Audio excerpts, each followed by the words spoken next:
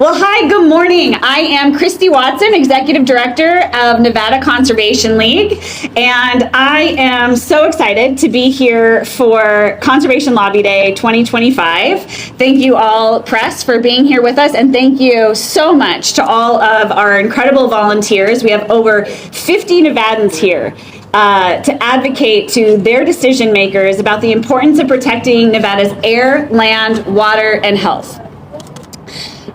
This is an opportunity, a chance to celebrate our Western way of life here in Nevada, one that centers on the protection of our beautiful public lands, which, I mean, look all around us, there is such an incredible view, and wildlife.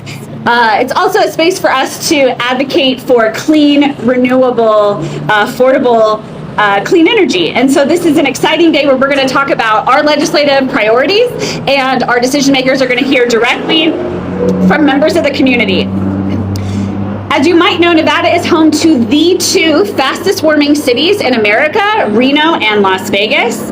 And we feel those impacts of extreme weather every day, firsthand. Deadly heat waves, wildfires, and we're experiencing drought, major drought in southern Nevada. And these extreme weather events are becoming they're becoming more serious, and for that reason, everybody is talking about them. These are truly kitchen table issues. Whether you are thinking through your home insurance rates, your rental insurance rates, because of the impacts of these weather events, thinking through your power bills, how much more expensive your gas and electricity bills are. In Nevada, it is often your second highest bill are your utility rates outside of your cost for your mortgage or rent.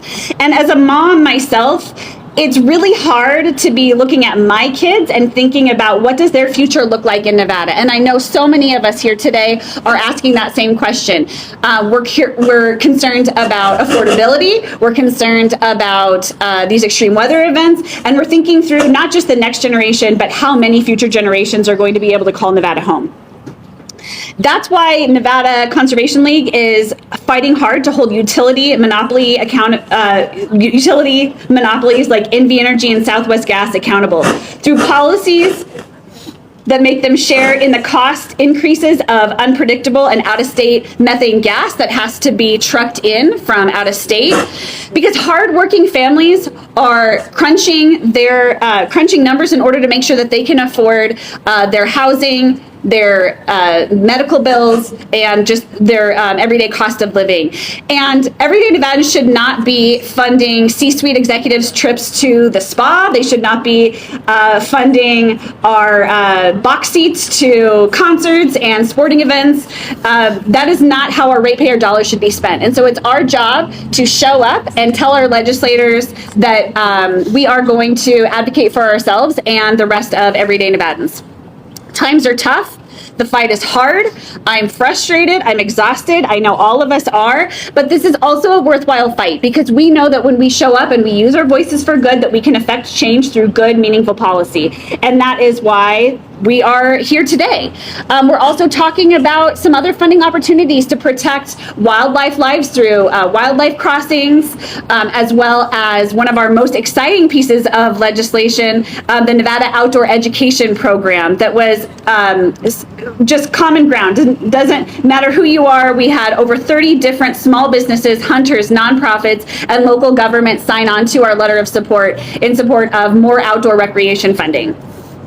So all of our policies have widespread support. We've done a really good job making sure that we strategically brought only legislation that we know we can get over the finish line with broad community support and bipartisan support, because NCL is the bipartisan voice of Nevada's conservation community.